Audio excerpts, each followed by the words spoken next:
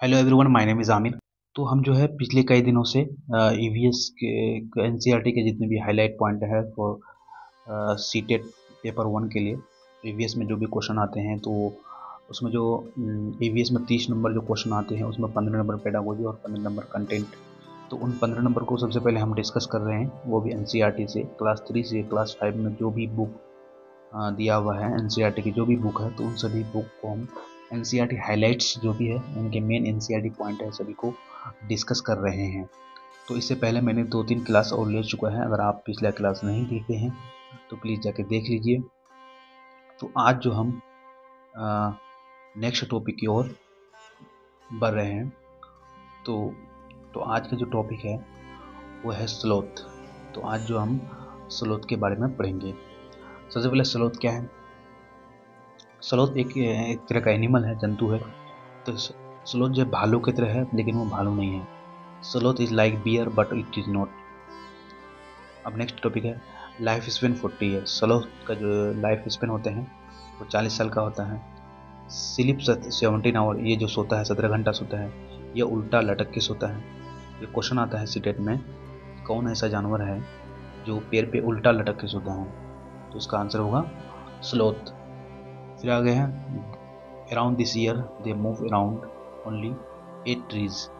तो इन अपने life span में वो जो है पूरी लाइफ स्पेन 40 साल की लाइफ स्पेन को वो लगभग 8 ट्री में स्पेंड कर देता है। अब जाते हैं नेक्स्ट पढ़ते हैं स्लीपिंग आवर। स्लीप, तो कौन सा जानवर कितना घंटा सोता है इसके बारे में पढ़ेंगे। जितने भी जानवर हैं तो सभी का मैं स्लीपिंग आवर ले लिया है एक साथ, जिससे आपको चीज़ों को याद रखने में आसानी होगी। Lizard go into a long deep sleep for almost A season. छिपकली जो होते हैं वो एक सीजन के लिए लंबे स्लीपिंग में चले जाते हैं। ठीक। Cow sleep around 4 hour. तो गाय कितना घंटा सोता है? 4 घंटा। पाइथन कितना घंटा सोता है? 18 घंटा। जिराफ कितना घंटा सोता है? 2 घंटा। कैट कितना घंटे सोता है? 12 घंटा। ठीक। कितना घंटा सोता है? 12 घंटा सोता है। इन सभी पॉइंट को आप ध्यान में रखिएगा, सीटेट इस तरह क्वेश्चन पूछ सकता है। अब पढ़ते हैं टाइगर के बारे में। A tiger can see 6 time at night than most of us. एक बाघ जो होते हैं हम लोगों के मुकाबले में रात में वो 6 गुना तेज ज़्यादा देख सकता है। ठीक। The tiger's whiskers are very sensitive and can sense the movement. Tigers के जो मोछ होते हैं, यानी कि जो लंबे लंबे बाल की तरह होते हैं आगे, तो उसके जो होते हैं व्हिस्कर्स जो होते हैं बहुत ही सेंसिटिव होते हैं। ठीक। कैन सेंस द मूवमेंट और वाइब्रेशन इन द एयर। तो वो यार है एयर के वाइब्रेशन और मूवमेंट को वो सेंस कर सकता है।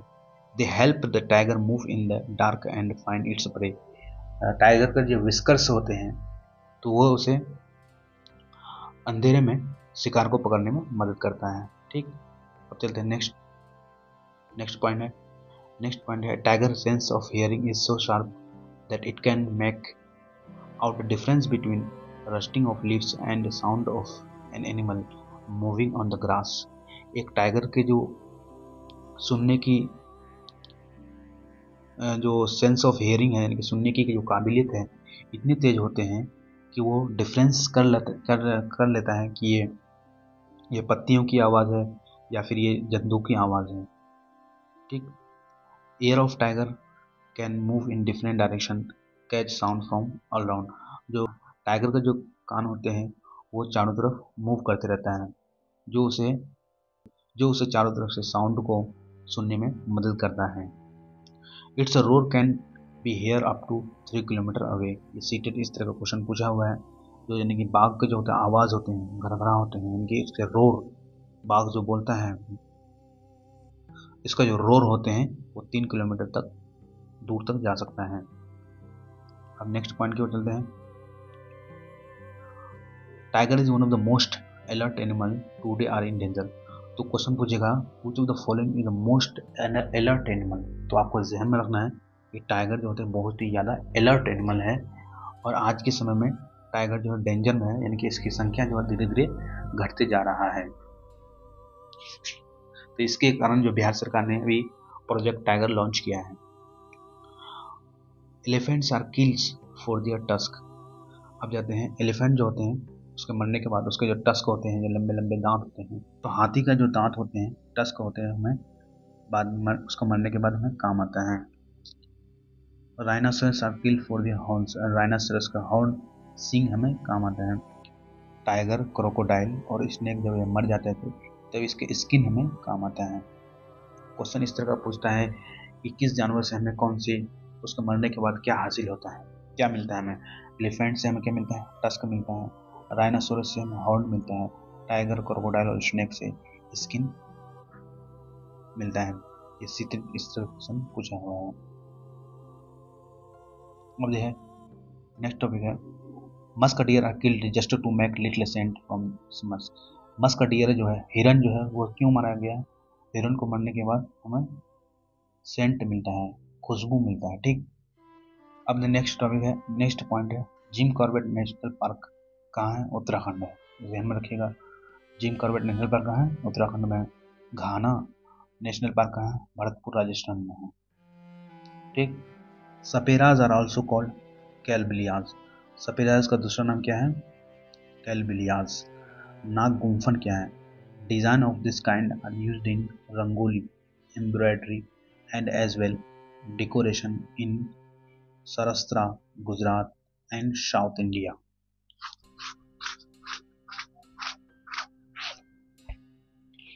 सांप का एक तरह का, यानी कि साउथ इंडिया में हुआ, गुजरात में हुआ और सौराष्ट्र में हुआ है। ये जो होते हैं नाग गुम्फन को जो है डिजाइन की तरह घर को डेकोरेशन के लिए इस्तेमाल किया जाता है। नाग गुम्फन एक तरह का स्नेक का डिजाइन है, यानी कि स्नेक से बनाया हुआ एक तरह का डिजाइन है, उसी को नाग गुम्फन कहते हैं। ये स्नेक का डिजाइन है। इसका इस्तेमाल हम कहाँ करते हैं, कहाँ के लोग करते हैं? साउथ इंडिया के लोग, गुजरात के लोग, सौराष्ट्र के लोग। ये एक तरह का डिजाइन है जो कहाँ यूज होता है? रंगोली में, एम्ब्रॉयडरी में, और किसको, गुजरात जैसे साउथ इंडिया में लोग इसे अपने घर को डेकोरेशन के लिए करते हैं।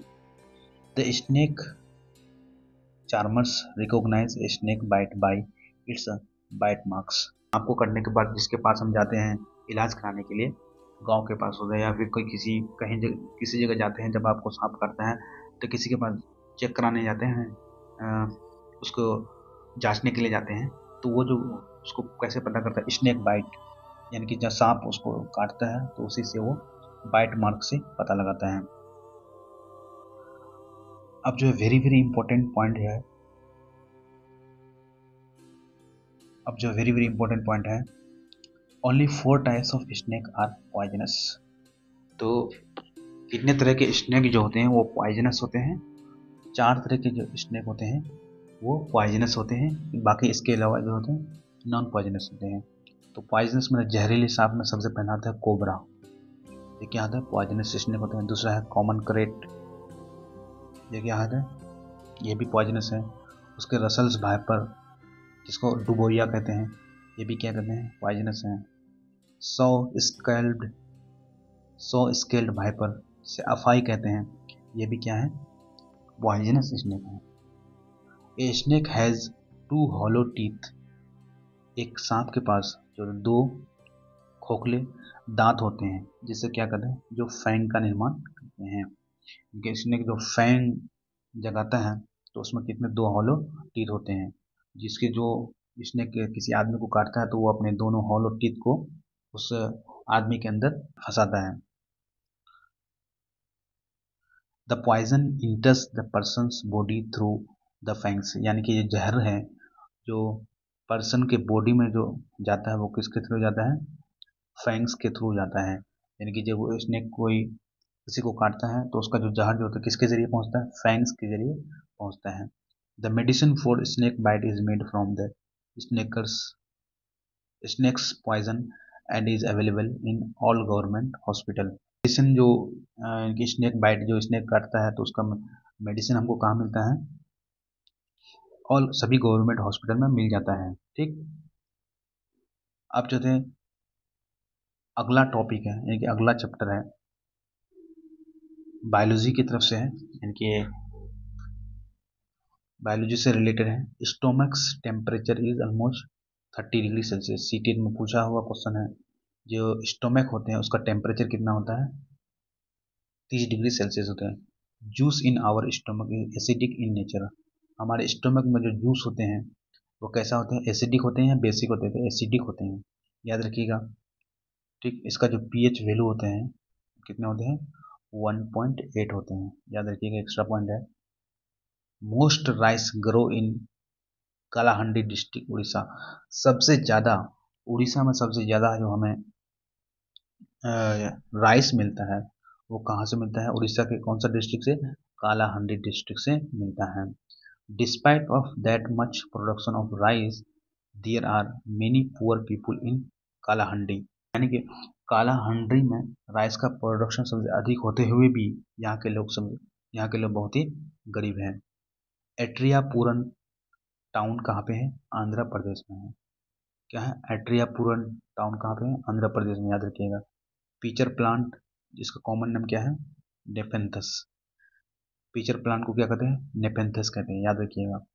ये पीचर प्लांट जो है ये कहाँ कहाँ पाया जाता है, पीचर प्लांट को जिसे निपेंथस भी कहते हैं, ये पेड़ हमें ऑस्ट्रेलिया में मिलता है, इंडोनेशिया में मिलता है, मेघालय में मिलता है।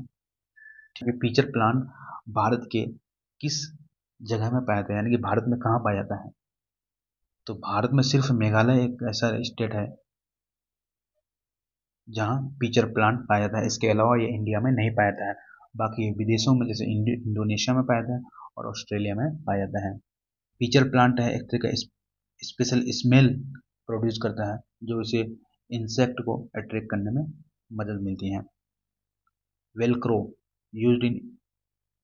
Used to stick together many things, clothes, shoes, bags, bats and many. एक पॉइंट है कि वेलक्रो एक तरह का हम लोग फेविक्विक की तरह, जिस तरह हम लोग फेविक्विक खरीदते हैं ना, उसकी तरह एक वेलक्रो है जो स्टिक की तरह काम होता है, ये किसी चीज़ को चिपकाने के लिए मदद करता है। जैसे किसी भी दो चीज़ों को, जैसे क्लॉथ्स मतलब कपड़ों को चिपकाने में, शूज़ कहीं उसका फट गया तो उसको चिपकाने में, बैग्स को चिपकाने के लिए कहीं उसका फट गया, तो कई सारी चीज़ को चिपकाने के लिए स्टिक की तरह वेलक्रो का इस्तेमाल होता है। Wandering seed, green chilies, tomato, potato were brought to India by traders coming from South America. Green chillies हरी मिर्च, टमाटर और आलू हमें कहाँ से मिला, इंडिया में कहाँ से आया, तो साउथ अमेरिका से आया। याद रखिएगा, green chillies, tomato, potato India में कहाँ से आया, तो साउथ अमेरिका से, याद रखिएगा।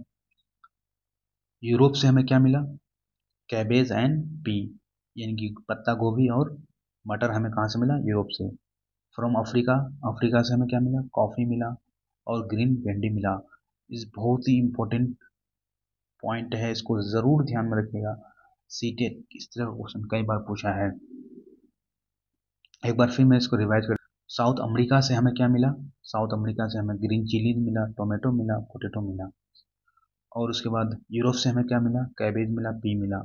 अफ्रीका से हमें क्या मिला, कॉफ़ी मिला, ग्रीन भिंडी मिला। उसके बाद जैसलमेर कहाँ हुआ है, जैसलमेर एक शहर है जो कहाँ पे है, राजस्थान में है, इसको भी ध्यान में रखिएगा।